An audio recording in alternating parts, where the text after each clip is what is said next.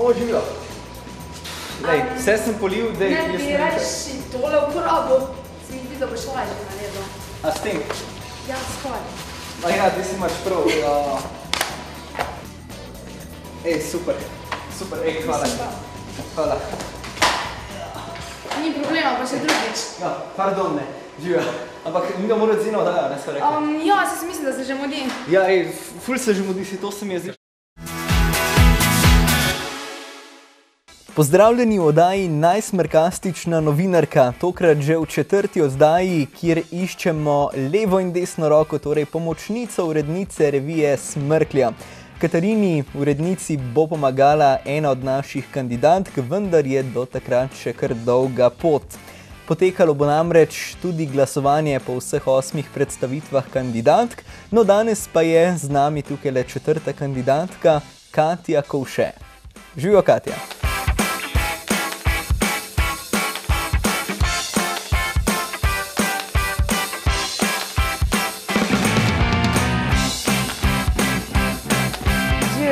Super, varno prispela v tokrat malenko slabšem vremenu, ampak najprej povej, no, kako si in seveda si pripravljena na tale izziv?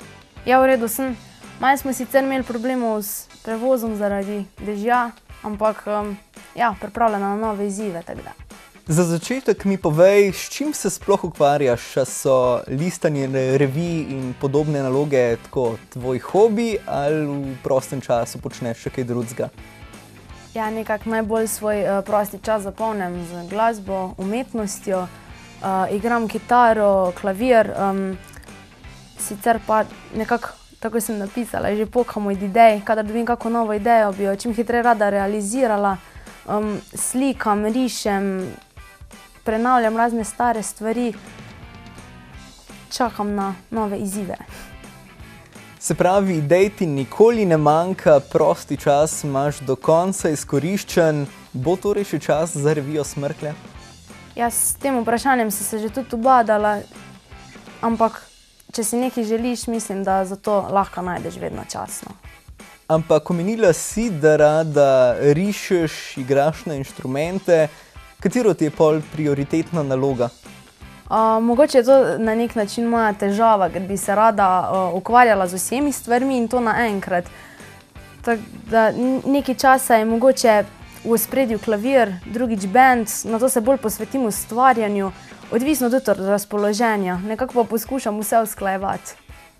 Prihajaš torej iz štajerskega konca, pa ti bo uspelo vse skupaj usklajevati, tako da boš hodila v Ljubljano, mogoče še kam na kakšne koncerte, nastope, intervjuje, kjerkoli in karkoli se bo pač dogajalo.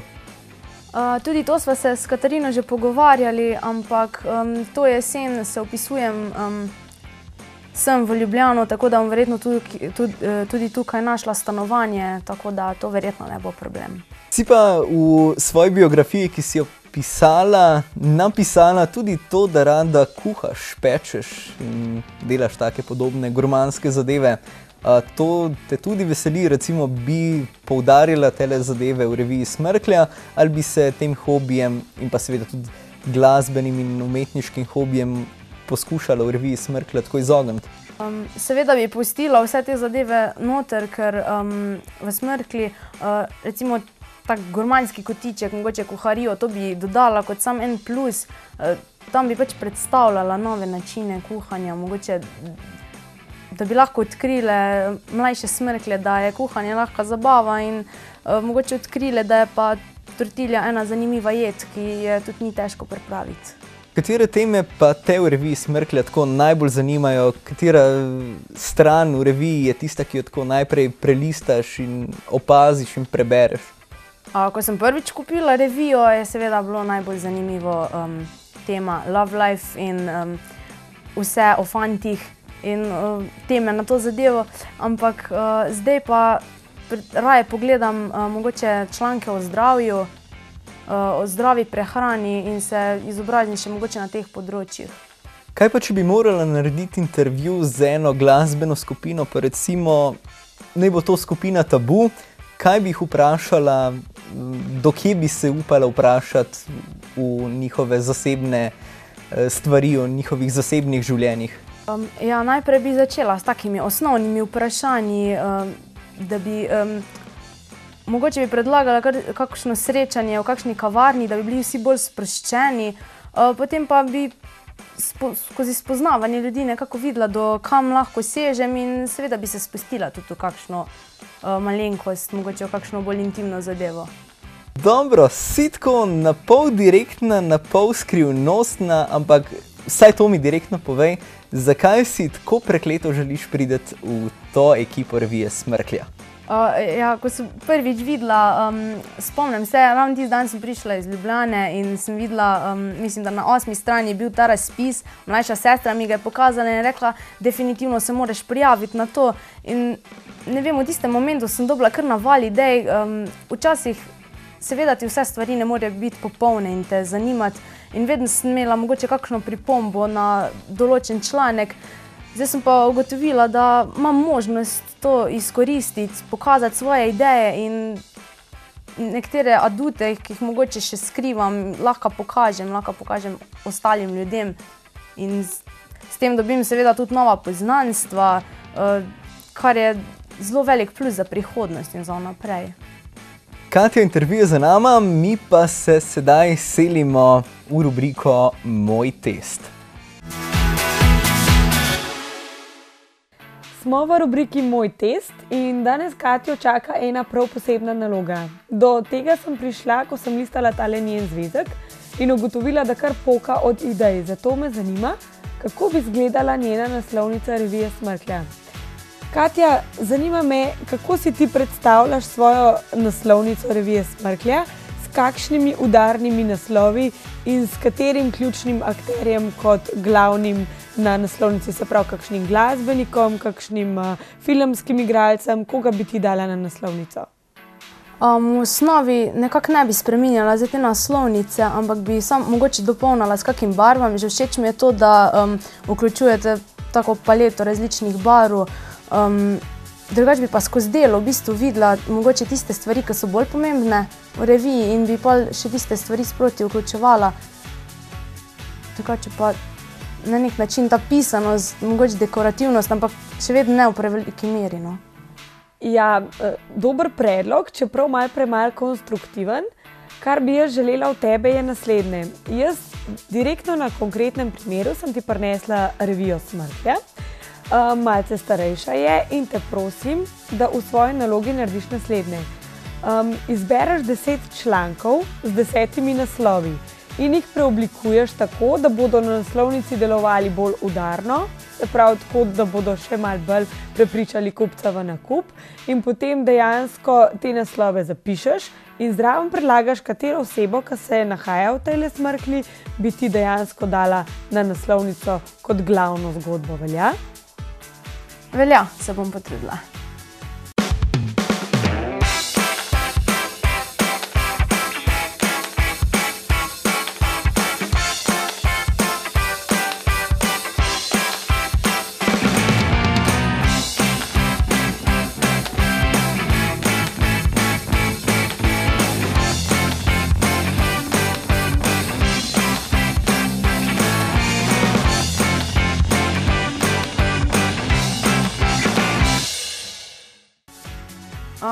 Ja, lotila sem se naloge, upam, da sem jo uspešno opravila.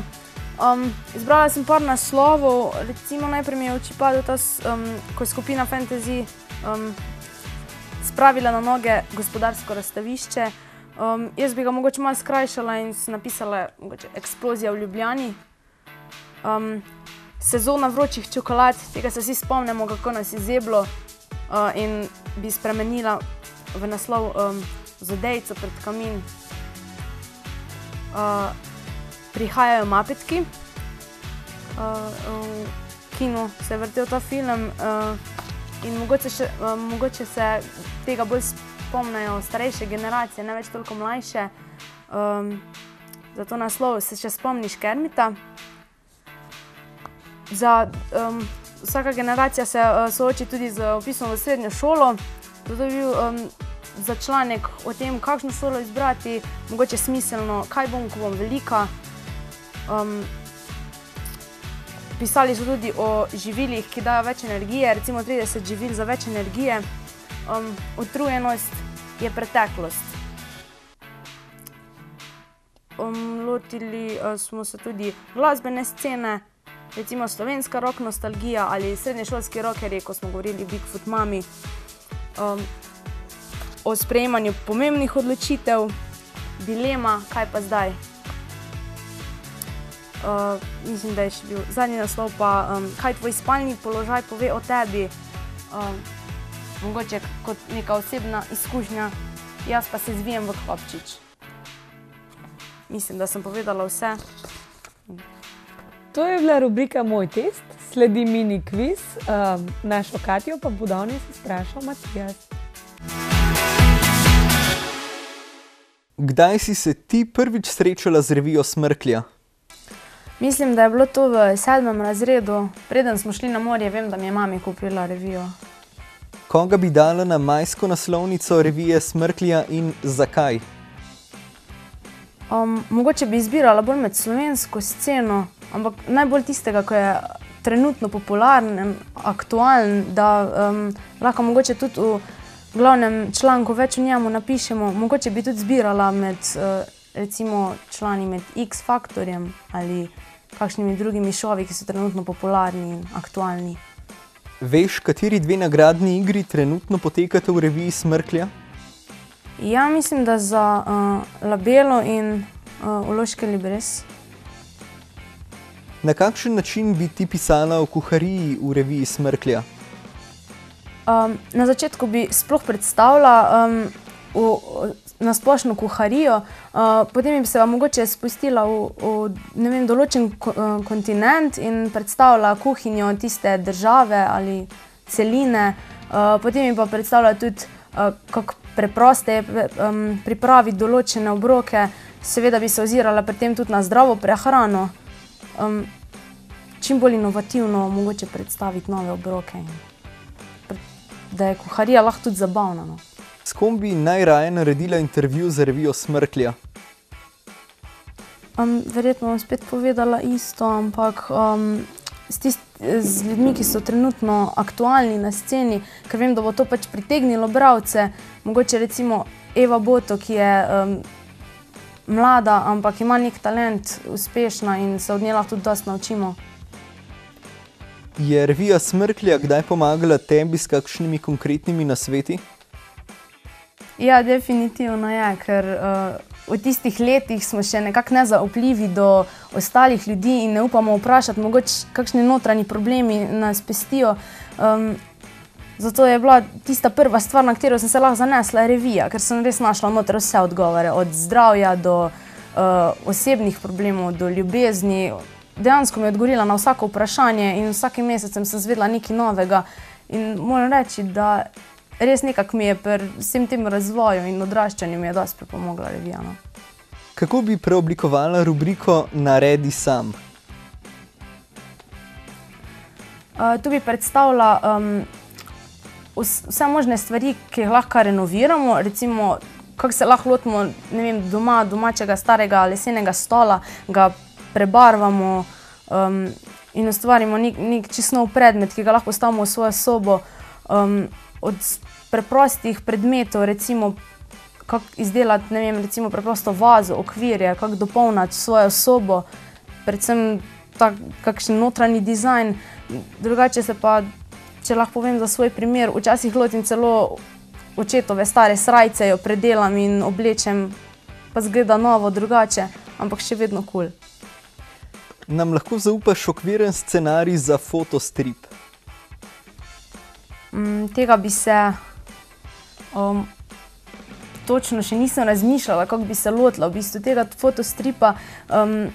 Mislim, da sem že takrat zapisala, da bi ga kar korenito spremenila, vsaj nekako bi zapletla zgodbo, da konec ne bi bil toliko očiten, zato bi še nekako mogoče rabila premislek. Katja je uspešno prestala naš mini kviz in sedaj sledi le še zaključna Katarinina ocena, kjer bo povedala pluse in minuse ob seveda nocojšnjem spremljanju celotne oddaje. Tudi to pripomore do končnega zmagovalca, najsmerkastične novinarke. Smo v rubriki Katarinina ocena, kjer nam bo Katarina sedaj zares zaupala, kaj je o današnji kandidatki plus in kaj minus. Katarina, daj povej mi najprej seveda pluse. Vedno najprej začneš s temi plusi. Kaj če bi še vseeno enkrat začeli z minusi in potem prišli na pluse, ker se mi zdi, da je dobro, da najprej izpostavim tisti 2-3 negativne lastnosti in potem povem, kaj je pa super pri Katji. Ok, dobro, ne ti bo, do zdaj ti nisem popuščal, sploh pri ta zadnji oddaji sem ti dal še jaz tebi eno konkretno nalogo izbire ljudi, ki bi bili na naslovnici, ne? Tako da zdaj ti bo popustim, pa da je najprej, ampak samo 2 minusa, prav? Dogovorjeno. Kar sem že omenila pri preteklih kandidatkah in mogoče pogrešam tudi pri Katji, je to, da premalo poslušam teh konkretnih predlogov. Se pravi, zelo veliko je predlogov tako na splošno o preoblikovanju rubrik, o tem, kaj bi bilo dobro narediti, ampak premalo tistih konkretnih, kaj, zakaj, na kakšen način in kako se tega lotiti, ne?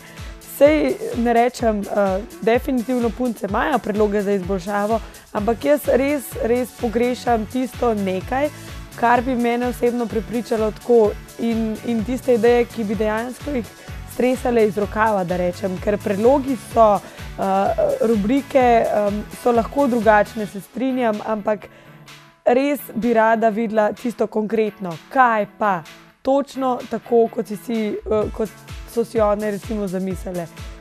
Če povem na konkretnem primeru, res sem mogoče pričakovala, da mi bo Katja malo več znala povedati o fotostripu, sploh glede na to, da je omenila, da se zdijo konci preveč predvidljivi in sem potihem upala, da ima nekje v levem rokavu mogoče že kakšen scenarij okvirno napisan ali pa saj v glavi, pa se je na koncu izkazalo, da tega ni bilo, tako da mogoče malo več konkretnih predlogov. No, to pa je bilo direktno, ampak zdaj si povedala svoje minuse, zdaj še teh par plus, ampak če sta bila 2 minusa, da je 3 plusa. Jaz mislim, da je tole, jaz sem kar v roke vzela, eden največjih plusov, ki jih lahko izpostavim. Namreč Katja je blazno kreativna, ne? Ima celo knjižico enih zamisli, ki so mene osebno tudi prepričale takrat, ko sem izbirala finalistke.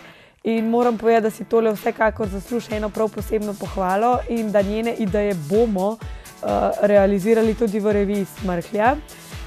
Ker mi je danes že povedala ene par takih konkretnih stvari tudi za rubriko recimo Naredi sam, sem prepričana, da bomo s Katjo tudi tako sodelovali, saj se mi ona zdi zelo primerna oseba za nekaj rubrik v Smrklji in za to, kako bi jih recimo lahko spremenili, kako bi jih naredili boljš, lepš, na drugačen način mogoče. In tukaj dajem Katji eni res zelo velik plus. To je pa fajn slišati, Katarina. In imaš zdaj še kakšen plus o Katji?